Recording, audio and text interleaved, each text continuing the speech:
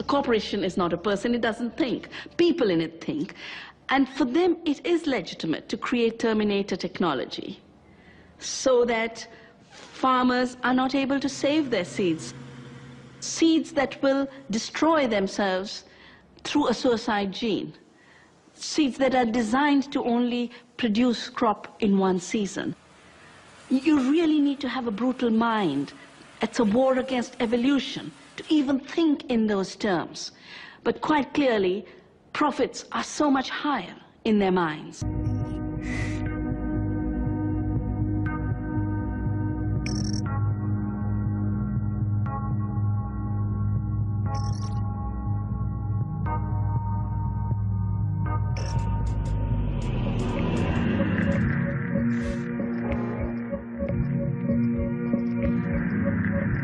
Something happened in 1940 which marked the beginning of a new era, the era of the ability to synthesize and create on an unlimited scale new chemicals that had never existed before in the world. And using the magic of research, oil companies compete with each other in taking the petroleum molecule apart and rearranging it into, well, you name it. So suddenly it became possible to produce any new chemicals, synthetic chemicals, the likes of which had never existed before in the world, for any purpose and at virtually no cost. Fabrics, toothbrushes, tires, insecticides, cosmetics, weed killers, a whole galaxy of things to make a better life on Earth. For instance, if you wanted to go to a chemist and say, look, I want to have a chemical, say a pesticide, which will persist throughout the food chain, and I don't want it to have to renew it very, very often. I'd like it to be relatively non-destructible. And then he'd put two benzene molecules on the blackboard and add a chlorine here and a chlorine that, and that was DDT. When the 8th Army needed Jap civilians to help them out in our occupation, they called on native doctors to administer DDT under the supervision of our men to stem a potential typhus epidemic. Dusting like this goes a long way in checking disease, and the laughs are them. Pardon our dust.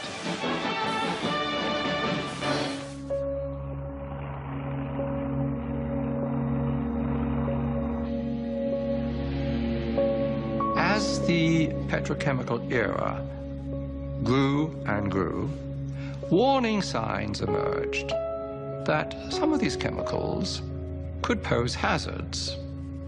The data initially were trivial, anecdotal, but gradually a body of data started accumulating to the extent that we now know that the synthetic chemicals which have permeated our workplace, our consumer products, our air, our water, produce cancer and also birth defects and some other toxic effects.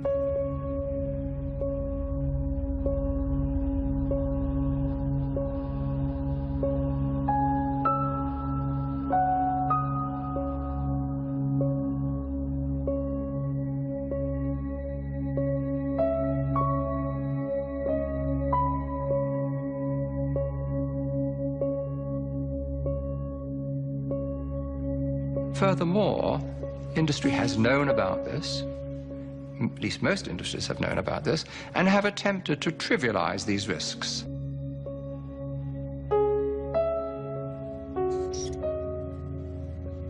If I take a gun and shoot you, that's criminal. If I expose you to some chemicals which knowingly are going to kill you, what difference is there? The difference is that it takes longer to kill you. We are now in the midst of a major cancer epidemic, and I have no doubt, and I have documented the basis for this, that industry is largely responsible for this overwhelming epidemic of cancer, in which 1 in every 2 men get cancer in their lifetimes, and 1 in every 3 women get cancer in their lifetimes.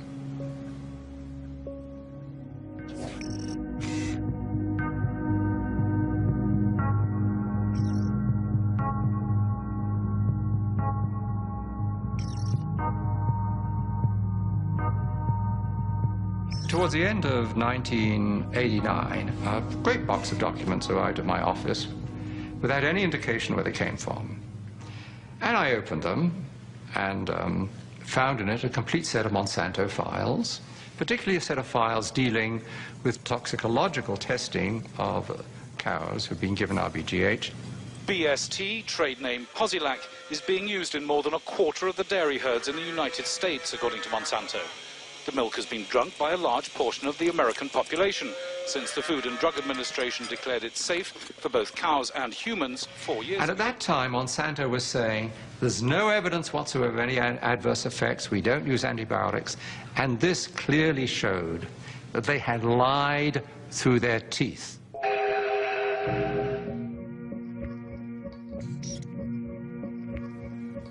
The files described areas of chronic inflammation in the heart, lung, kidney, spleen, also reproductive effects, also a whole series of other problems.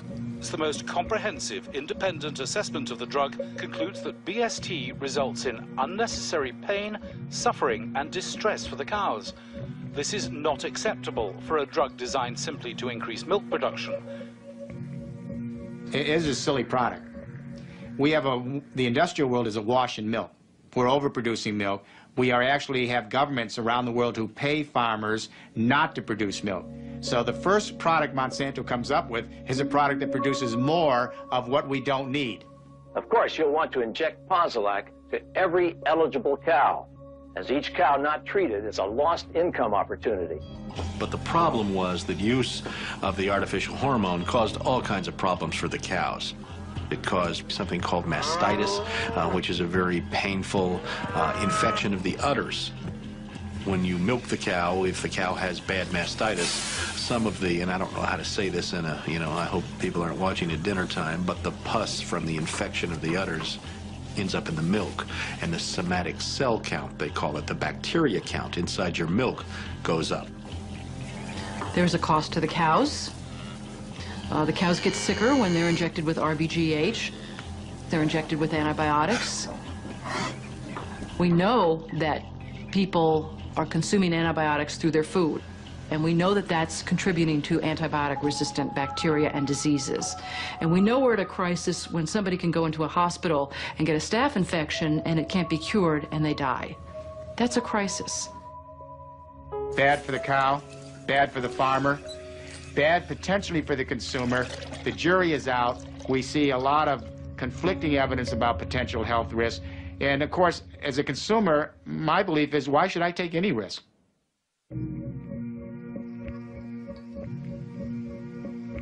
Factory farm cows have not been the only victims of Monsanto products. Large areas of Vietnam were deforested by the U.S. military using Monsanto's Agent Orange.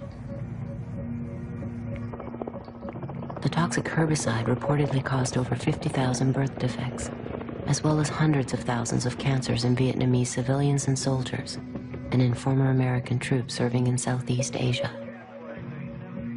Unlike the Vietnamese victims, U.S. Vietnam veterans exposed to Agent Orange were able to sue Monsanto for causing their illnesses. Monsanto settled out of court, paying $80 million in damages, but it never admitted guilt.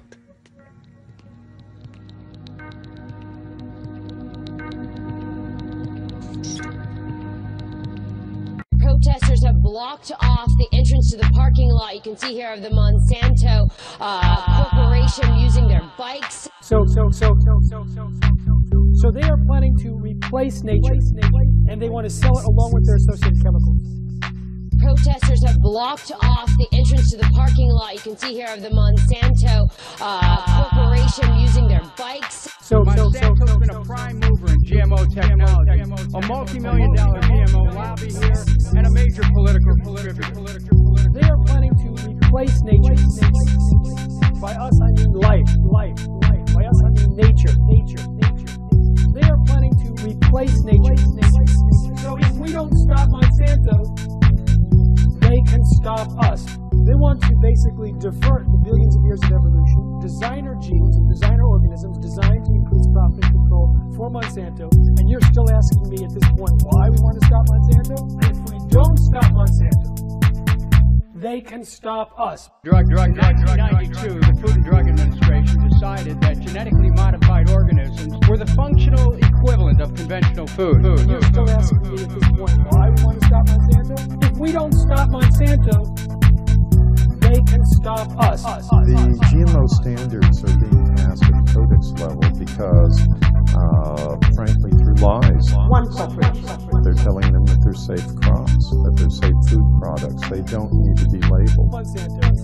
Lies. One corporation. Why do they do it? Drive profit. Figure out ways so that they can patent, own, and control the food supply and the agricultural system. So one corporation. So they are planning to replace nature, and they want to sell it along with their associated chemicals. The FDA has received over 1 million comments from citizens demanding labeling of GMOs. Lies. One corporation. The FDA has argued at codex meetings that the average consumer is too ignorant. Lies. In the genetic engineering revolution, these seeds are now patent property of one corporation called Monsanto. So why no labeling? I'll give you one reason. The influence and the corruption of the political process by Monsanto. They are planning to replace nature. By us, I mean life. By us, I mean nature.